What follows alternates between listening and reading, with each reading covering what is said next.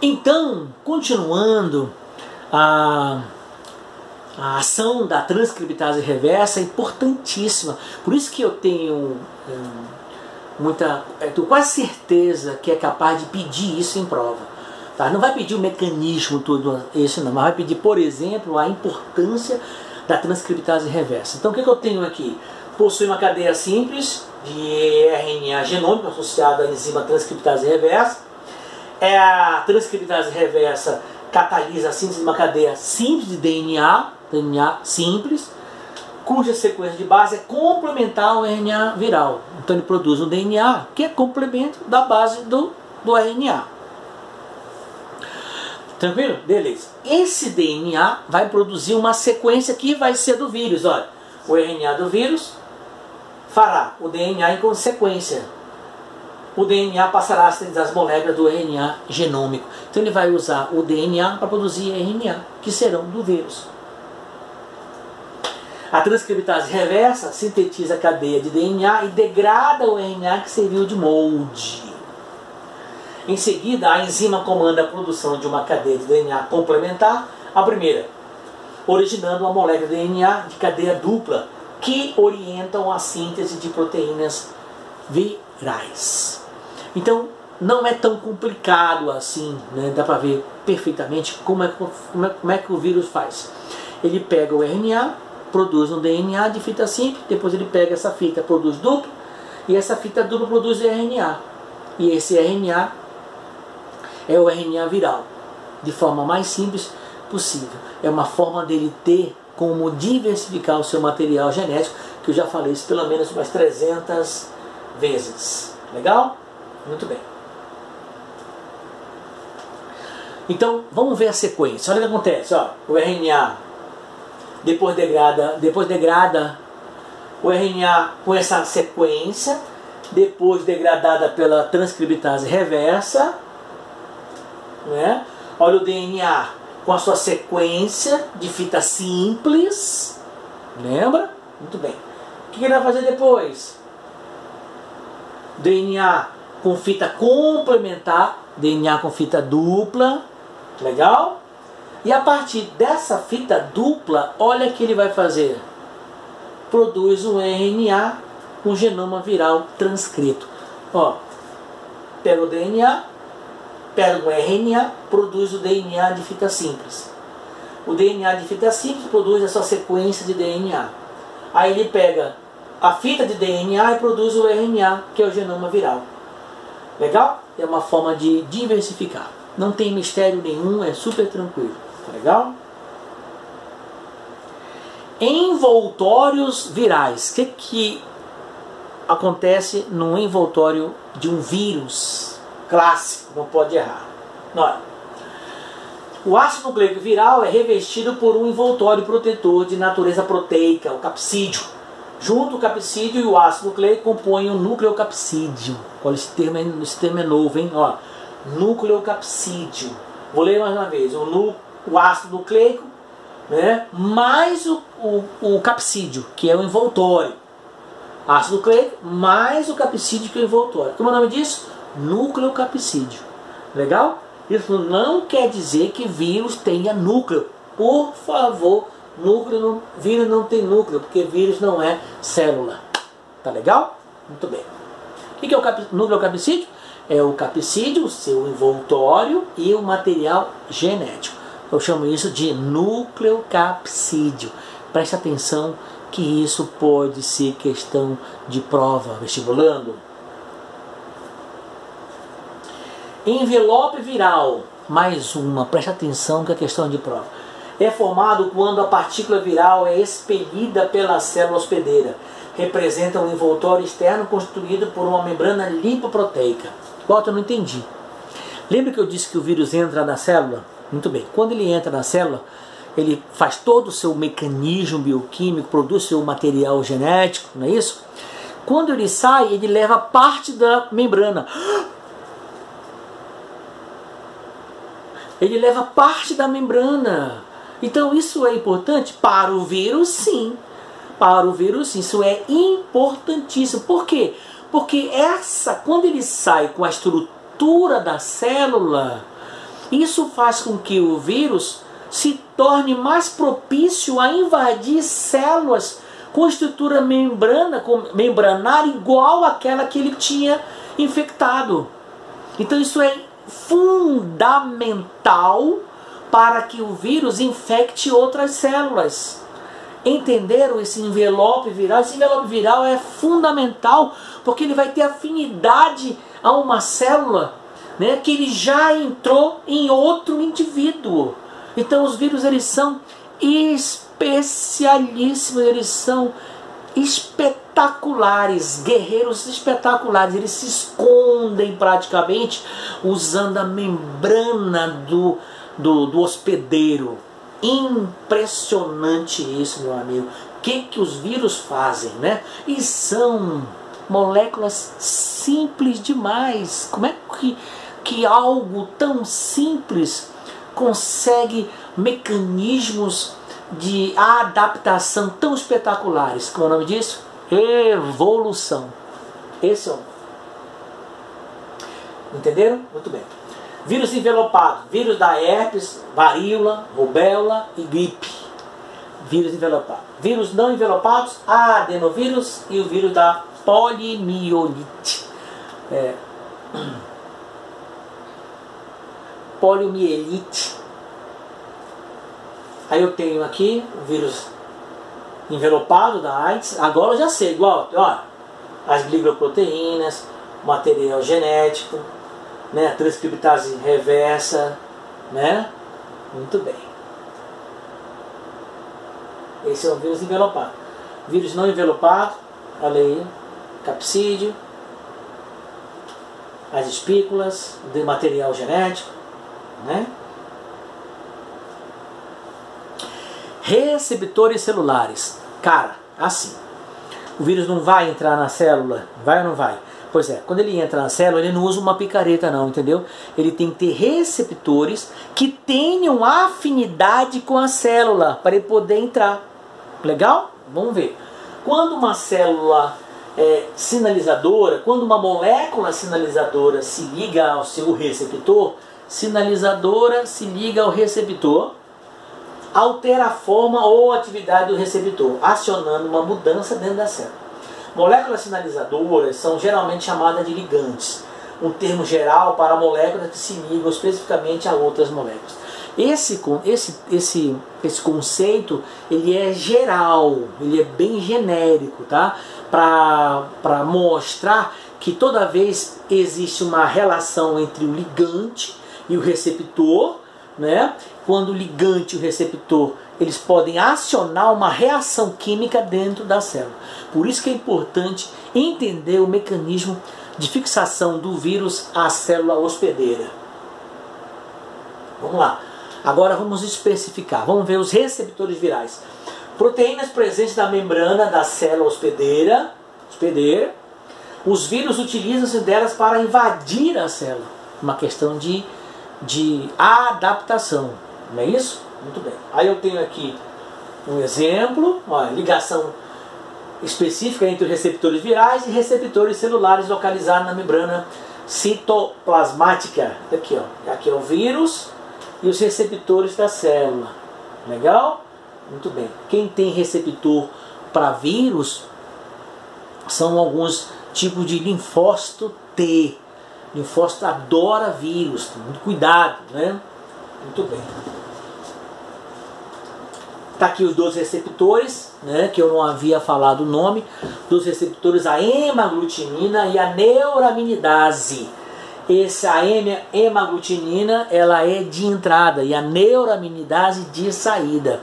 Beleza? Então é isso que caracteriza os vírus H1N1, H2N2, H1, H7N9, que são os vírus que nós já ouvimos falar, de gripes, gripe suína, gripe aviária e etc. Né? Muito bem. Aí eu tenho uma imagem da interação com a molécula hospedeira. Olha aqui a hemaglutinina de entrada. Olha, hemaglutinina de entrada. A neuraminidase de saída. Olha aí. Legal? São receptores virais que têm uma afinidade muito grande com os receptores da célula. Aí ele depois, uma vez entrado, uma vez dentro, uma vez dentro, ele usa todo o maquinário enzimático para produzir seu material genético, onde? Na célula do hospedeiro. Beleza? Muito bem. Gripe H1N1. Lembra? Ó, H1N1. Então, H1 é o nome da espícula de entrada e N1 a espícula de saída. Legal? Muito bem, meus amigos. Mais uma vez, ó, neuraminidase, N, hemaglutinina e H. São receptores da estrutura viral. Bom, vamos ver então como um vírus se multiplica. Na verdade, eu tenho dois ciclos importantes. O ciclo lisogênico e o ciclo lítico. Meu amigo, para a gente matar logo de vez, ó.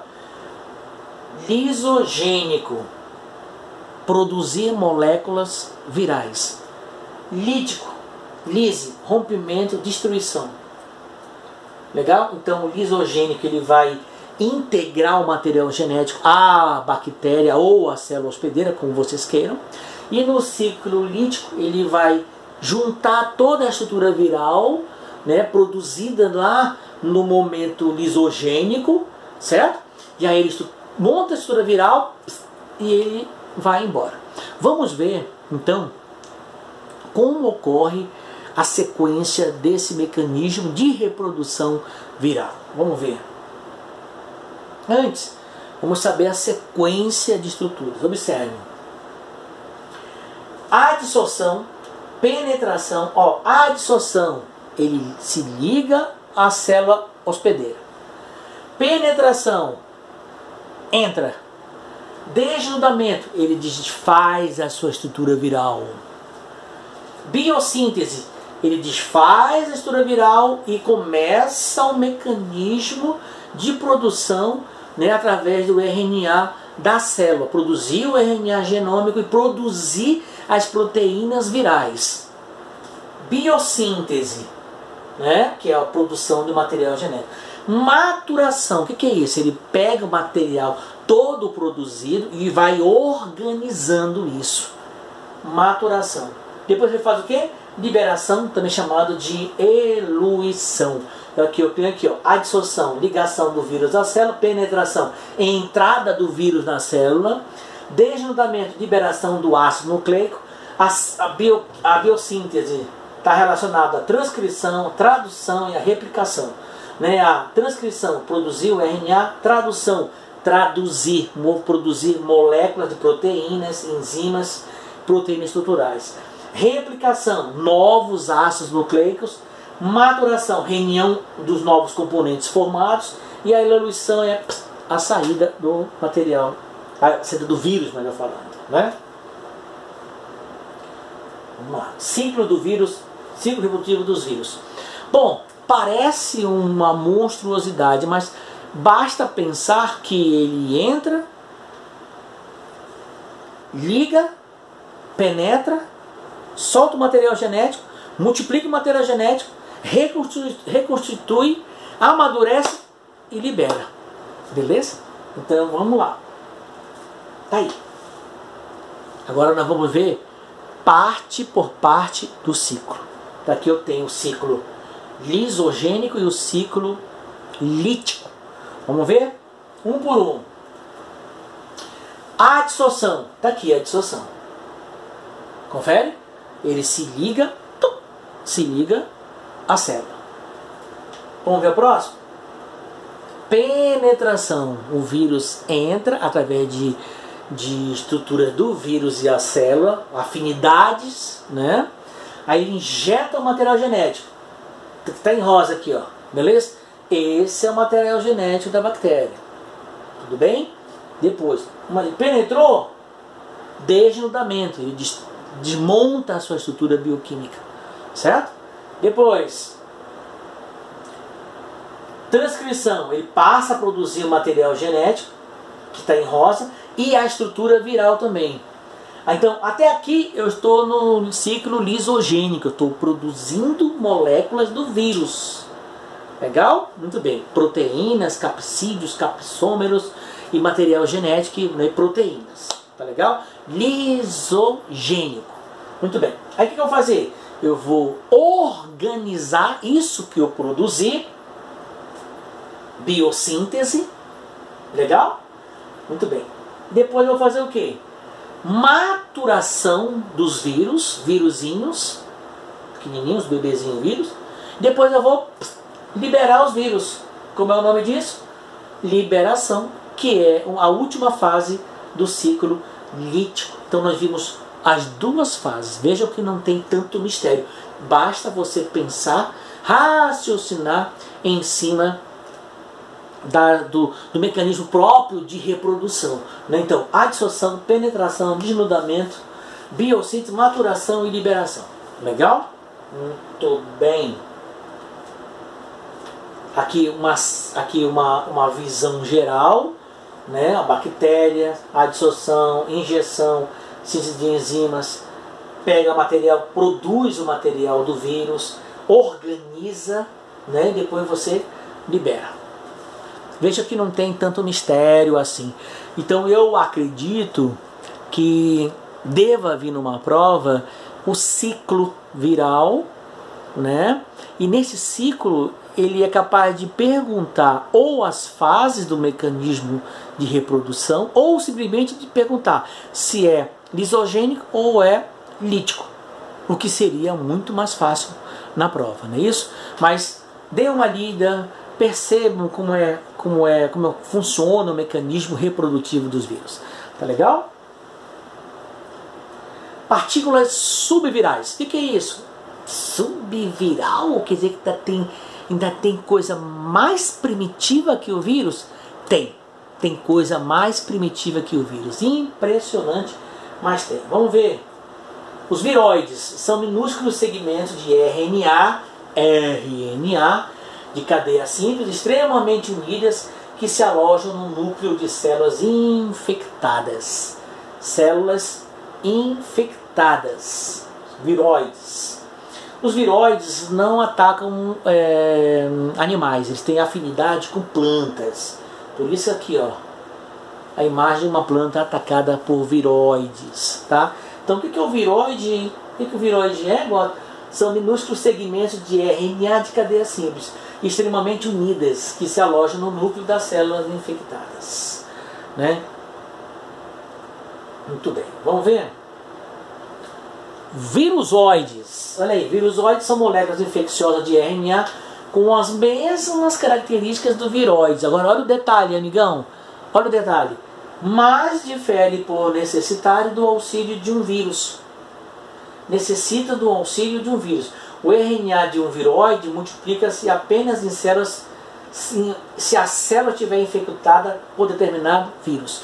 Então, o virusoide ele só ataca se tiver sido infectada por outro. Então tem o viroide e o virusoide. Legal? O viroide, RNA unido, vai lá no núcleo da célula e destrói. O virusoide ele faz a mesma coisa, só que antes a célula já devia estar infectada por outro vírus. Viu a diferença? Viroide e virusoides. Aí, parceiro, presta atenção agora. Olha só.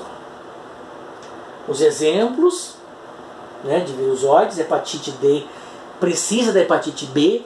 Que é isso, cara?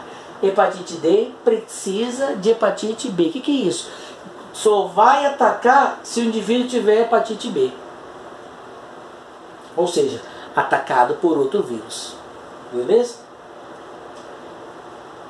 Prions. Prions são proteínas. Olha aí, ó. São moléculas de proteínas infectantes resistentes à inativação por procedimentos que normalmente degradam proteínas e ácidos nucleicos. Pensa que, por exemplo, a gente já acha os vírus como agentes infectantes causadores de doença. Mas o vírus tem material genético, o vírus tem DNA ou RNA, você pode entender assim.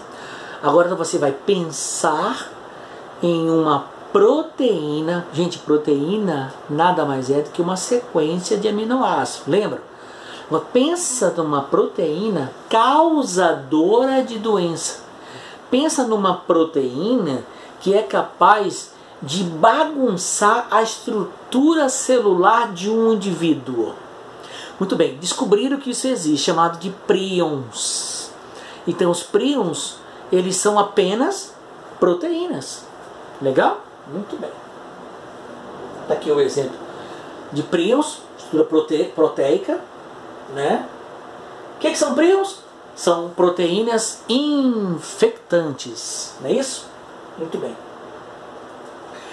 Príons alteram a forma de outras proteínas que passam a se comportar como príons. Isto é incrível. Os príons vieram de onde, parceiro? De onde surgiram os príons? Da terra de Darth Vader? Não é? Muito bem. Olha, impressionante, olha aí, ó. Se transformam, olha. Impressionante. Vamos ver agora o exemplo. Exemplo. Doença da vaca louca, também conhecida por encefalite espongiforme. Né? Passaram muito tempo tentando identificar se era vírus, fungo ou bactéria causador da doença da vaca louca. Na verdade, foram identificar, perceberam que eram apenas proteínas que passaram a desenvolver capacidade de infecção. Proteínas. Príons são proteínas. Tem a imagem da vaca louca. Doenças virais em humanos. Vamos ver algumas doenças? Lembra? Parotidite, também chamada de cachumba, né? Doença viral. Já houve surto de cachumba, né? Sarampo, né? Por incrível que pareça, sarampo ainda existe, né? Tinha sido erradicado, mas sempre aparece, sempre volta de novo, volta essa doença, né? Interessante isso. Precisa constantemente estar fazendo vacinação. Vacina é essencial. Herpes simples, tá no cantinho da boca. Normalmente quando o indivíduo tem, quando ele está em estresse, quando ele pega muita chuva, uma mudança brusca de temperatura, ou então pega sol e vai para o ar-condicionado, dessas mudanças muito bruscas, dá uma queda no sistema imune. Caiu o sistema imune e ela aparece. Então uma vez com herpes, sempre com herpes. Não há como você erradicar ou acabar com essa doença. Não tem como. Uma vez com herpes, sempre com herpes. O mais importante é tentar manter o sistema imune equilibrado. Senão uma queda do sistema imune, um estresse, né? Às vezes até um susto, uma emoção muito grande, muito forte, a imunidade cai e o vírus aparece. Ok? Herpes sexual também, que é considerada uma DST, também aparece quando o sistema imune está enfraquecido, né? E a espetacular, colossal e ainda não retirada do planeta, varíola. Olha a varíola, olha a imagem de uma criança com varíola. Essa imagem é terrível, provando que os sistemas ainda requer muito estudo para a erradicação dessas doenças, né? E aí um comentário, olha, SARS é justamente o que está acontecendo agora. O Covid-19 ele é um SARS, tá? Ó, responsável pela síndrome respiratória aguda severa, no inglês SARS-CoV.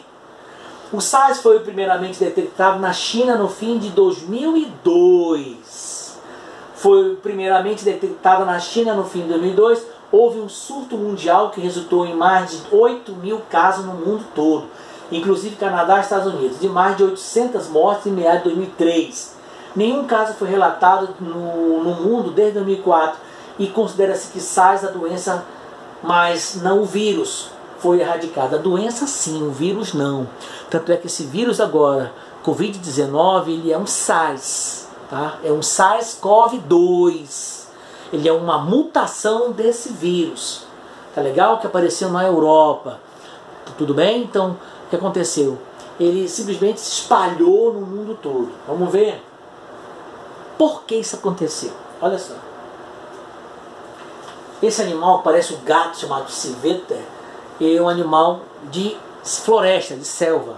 Os chineses tinham muito a forma de pegar esses animais que vivem na selva, trazer para perto. Alguns até comem esses animais, né? Quando ele come um animal, esse animal vive na selva.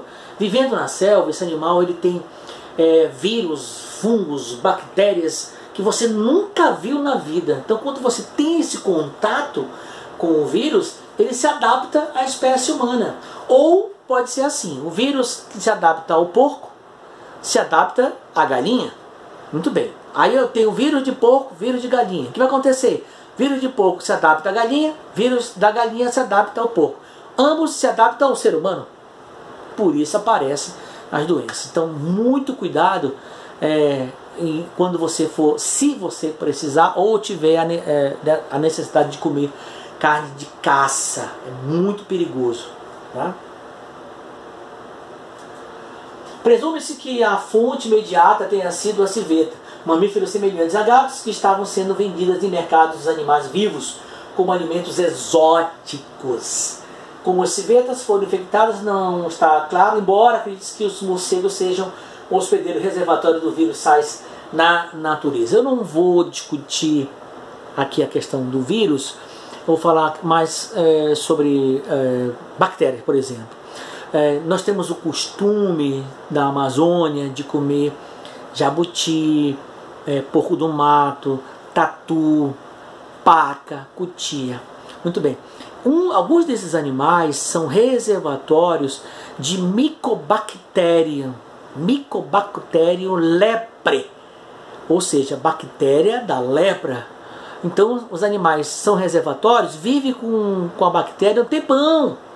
Quando você traz esse animal, às vezes você entra em contato, ou quando vai comer mal assado, mal cozido, você acaba absorvendo essa bactéria. Portanto, um perigo terrível. Então, animal exótico, selvagem, precisa ficar lá, certo? O desmatamento é perigosíssimo também. Você tem contato com tudo que está guardado na floresta há milhares de anos. Não vai chorar. Tá aí.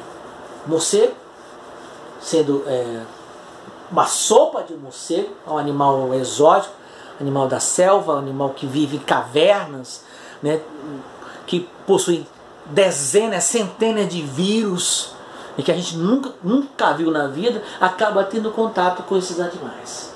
Olha esse, MERS, responsável pela síndrome respiratória do Oriente Médio, conhecido como coronavírus MERS-CoV. Esse tinha muita afinidade com camelos e com morcegos. Teve contato com os animais, o indivíduo acaba desenvolvendo a doença. Por isso que é importante manter sempre a distância. Daqui o dromedário, né? O que é um profago?